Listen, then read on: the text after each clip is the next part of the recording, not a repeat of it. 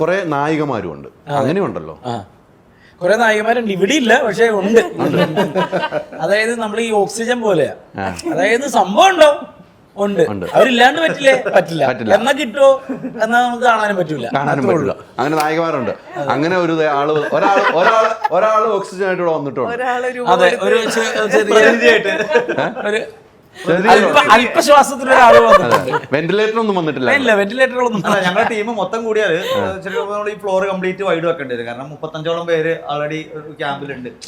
എല്ലാരും അല്ല, അവര് ഇക്കയും നമ്മുടെ കൂടെ ഉണ്ടായിരുന്നില്ലേ, ബാക്കി എല്ലാ ഫംഗ്ഷനും അവരുണ്ടായിരുന്നു. അപ്പൊ ഒരാൾക്ക് പരീക്ഷയായിട്ട് ഒരു തരത്തിലും വരാൻ പറ്റാത്ത അവസ്ഥ, വേറൊരാൾക്ക് പനി, എല്ലാ കാര്യങ്ങളും റെഡി സെറ്റ് ചെയ്ത പനി, അങ്ങനെയൊക്കെ ഓരോരോ പേഴ്സണൽ പ്രോബ്ലങ്ങൾ വന്നിട്ട് മാറിയത്. അല്ലാണ്ട് അവര് നമ്മുടെ സഹായിക്കാതെ, കാരണം കൂടുതൽ അനർത്ഥമാക്കുന്ന ആൾക്കാർ തന്നെയാണ്. അല്ല, നിങ്ങളുടെ കൂടെ എന്തോ യാത്ര ചെയ്തവര് ഞാൻ കണ്ടല്ലേ.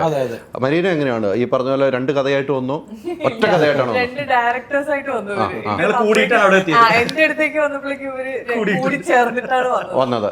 അപ്പം ആദ്യം വന്നു, കഥ പറഞ്ഞു. എനിക്ക് തോന്നുന്നു ഷജീഫ്, അപ്പൊ നമ്മുടെ ക്യാമറമാനും ഉണ്ടായിരുന്നു. കാര്യങ്ങൾ സംസാരിച്ചു. അങ്ങനെയാണ് ഞങ്ങൾ ഈ ഒരു കൂടലിലേക്ക് ഞാൻ എത്തിപ്പെടുന്നത്. എന്റെ ക്യാരക്ടറിന്റെ പേര് ഹിമ എന്നാണ്. ഈ പറഞ്ഞ പോലെ ക്യാമ്പിന്റെ ഒരു പശ്ചാത്തലമാണല്ലോ, അപ്പൊ അതിലൂടെ ഇങ്ങനെ സാഹചര്യങ്ങളിലൂടെ കടന്നു പോകുന്ന ഒരു ക്യാരക്ടറാണ്. വിപിന്റെ വൺ ഓഫ് ദ നായിക ആണ്. അതെ, ഈ കുറെ നായികമാരുണ്ട്, ക്യാമ്പിലെ പരിപാടികളാണ്. ക്യാമ്പുകളിൽ പല പല പ്രശ്നങ്ങളുണ്ടാവും. ഈഗോ പ്രശ്നം ഉണ്ടാവും, വഴക്കുകളുണ്ടാവും, തെറ്റിക്കലുണ്ടാവും. അതിലേത് പ്രശ്നക്കാരെയാണ് ഈ നായിക? ഇവരെ സംബന്ധിച്ചിടത്തോളം കറക്റ്റ് ആയിട്ട് നീ എപ്പോഴും പറയാൻ ഈ ക്യാരക്ടർ കുറെ എക്സ്പ്ലെയിൻ ചെയ്യാൻ ബുദ്ധിമുട്ടുള്ള ക്യാരക്ടർ. അപ്പൊ ഞാൻ ഈ പറയുന്നത് നീ എല്ലാ ഇന്റർവ്യൂവിലും ഇത് ചെയ്തോ. അല്ല, ഞാൻ പറയുന്നത് ഇവർക്ക് പറയാൻ ബുദ്ധിമുട്ടുള്ള ആ സിനിമയിൽ കുറെ സ്പോയിലർ ആവുന്ന പ്രശ്നങ്ങളുണ്ട്. അതുകൊണ്ടാണ് ഇവളിങ്ങനെ പറയാണ്ടിരിക്കുന്നത്. ഇതാണ് ഈ കഥ എന്ന് പറയുന്നത് നിങ്ങളുടെ സൗഹൃദത്തിന്റെ കഥയാണ്. നിങ്ങൾ പെൺകുട്ടികളുടെ സൗഹൃദത്തിന്റെ കഥയാണ്. അതിലുണ്ടാവുന്ന കോൺഫ്ലിക്റ്റുകളുടെ കഥയാണ്.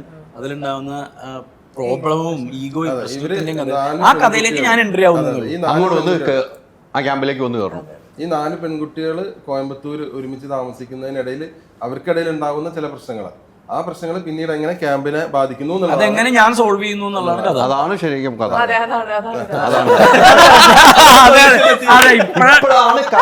ഇന്നലെ 8 ഇന്റർവ്യൂ അറ്റൻഡ് ചെയ്തു.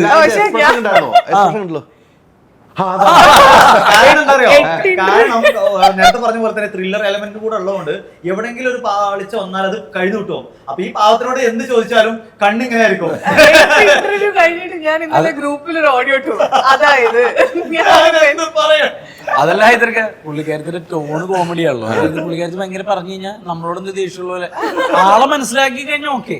അപ്പൊ പുള്ളിക്കാരത്തി ഇന്നലെ ഒരു ക്വസ്റ്റ്യൻ ചോദിച്ചു ഒരാള്, ഇതിനെപ്പറ്റി പറയാൻ പറ്റും ഇവളുടെ ടോണില് ഇല്ലാതെ പറയാൻ പറ്റില്ല. അപ്പൊ പുള്ളി വിചാരിച്ചേ എന്തോ പ്രശ്നമുണ്ട്. ഞാൻ പറഞ്ഞു അതല്ല ചേട്ടാ, ഇവളുടെ ടോൺ ഇങ്ങനെയാണ്.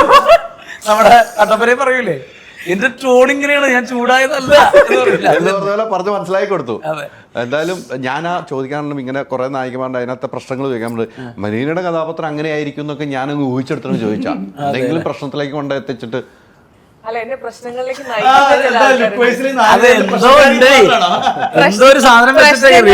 നയിക്കുന്ന കുറച്ച് ആൾക്കാരുണ്ട്, അവരാണ് പ്രശ്നം.